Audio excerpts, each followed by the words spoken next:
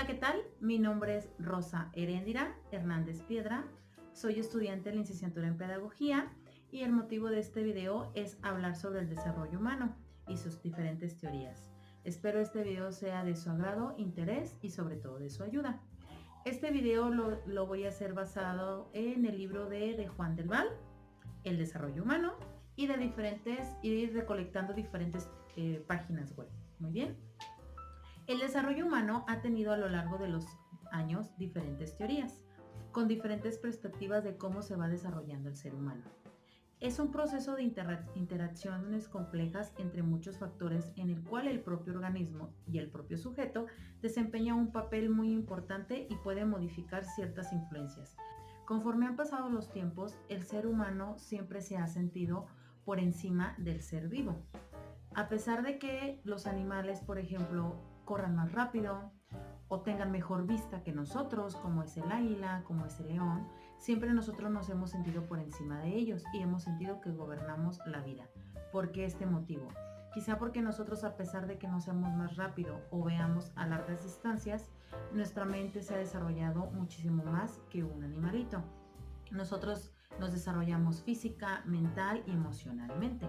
Las actividades humanas durante los tiempos han sido más variadas, complejas y numerosas, y para que éstas queden fijadas en la estructura nerviosa antes del nacimiento. A continuación hablaré de las diferentes teorías. La teoría que se llama psicoanalítica o psicosexual, escrita por Sigmund Freud. Se basa en la observación de los niños de 0 a 5 años. La vida, según Freud, se construye en torno a la atención y el placer, y la atención se debe a la acumulación de energía sexual. Para Freud, los primeros 5 años de vida son cruciales para la formación de la personalidad adulta.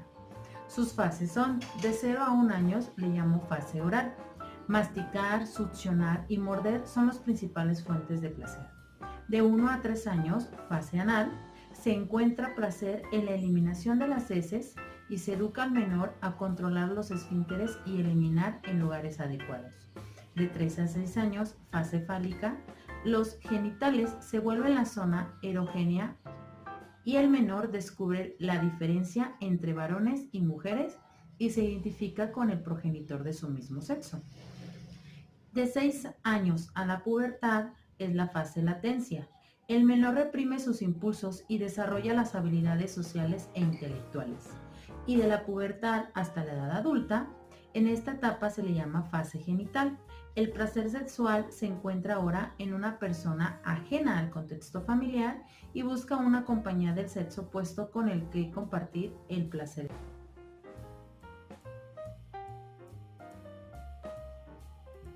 La teoría conductista por John B. Watson se basa en el análisis de los comportamientos humanos a partir de los estímulos y respuestas que conforman el ambiente físico, biológico y social del organismo.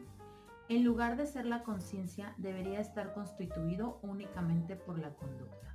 Sus conceptos básicos son: estímulo. Cualquier información o señal que provoca una respuesta es el individuo. Respuesta: conducta de un organismo, resultado de la reacción a un estímulo.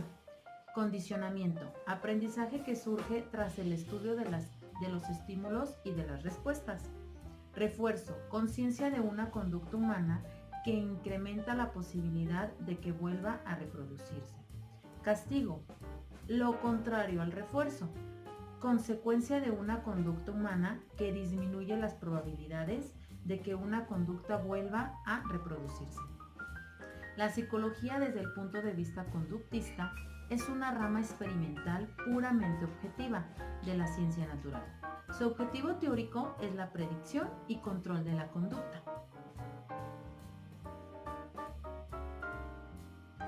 La teoría o la psicología del Gestalt: según los gestaltistas, los individuos organizan el mundo imponiendo formas y extendieron estas ideas no solo al terreno de la percepción, sino también al del pensamiento. Es una corriente que se basa en el estudio de la percepción, donde el individuo clasifica sus percepciones como un todo y no únicamente como la suma de las partes. Cada persona construye su realidad ella misma basada en sus experiencias previas y sentidos. Algunos ejemplos es, por ejemplo, cuando abres los ojos y miras el mundo, lo que ves no son parches o no ves sombras, sino que ves cosas que se mueven en un fondo borroso. Lo que ves son objetos, personas, mesas, lápices, etc.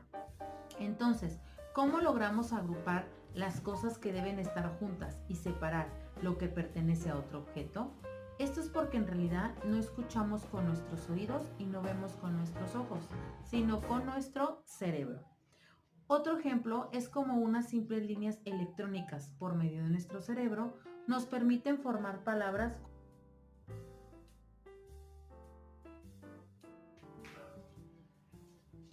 La siguiente teoría fue la teoría de Piaget. La teoría del desarrollo cognitivo sostiene que los niños pasan por etapas sucesivas y universales en su pensamiento y razonamiento. Piaget creía que los niños no son como pequeños adultos que pueden saber menos, sino que simplemente piensan y hablan de manera diferente. Él creía que los niños experimentan el mundo a través de acciones y representando cosas con palabras, pensando lógicamente y usando el razonamiento.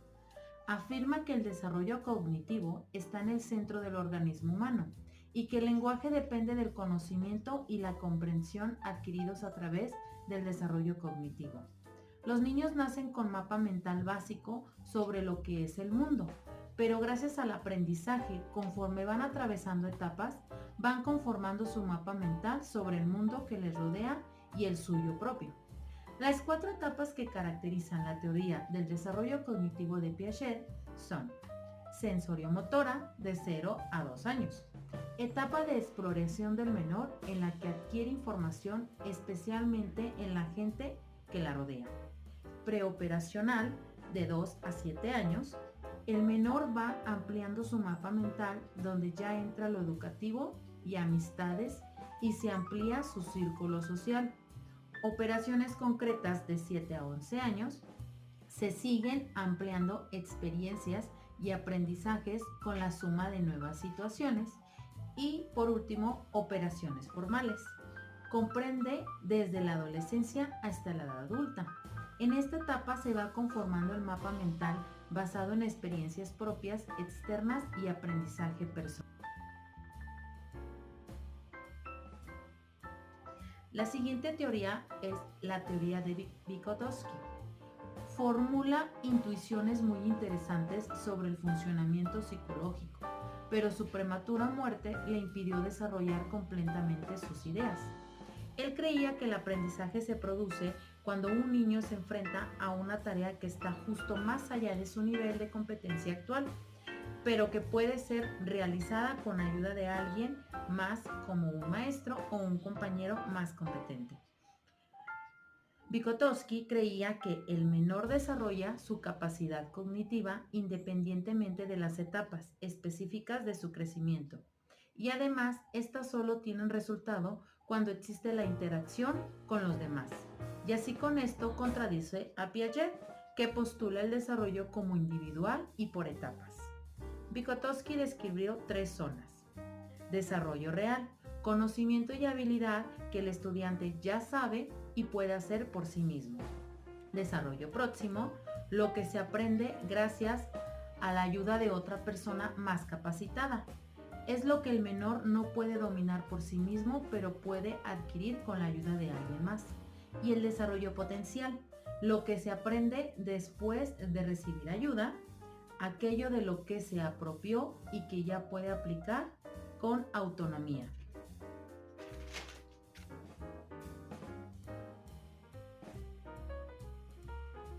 La psicología cognitiva. Durante los últimos años se ha desarrollado un nuevo enfoque en el estudio del comportamiento.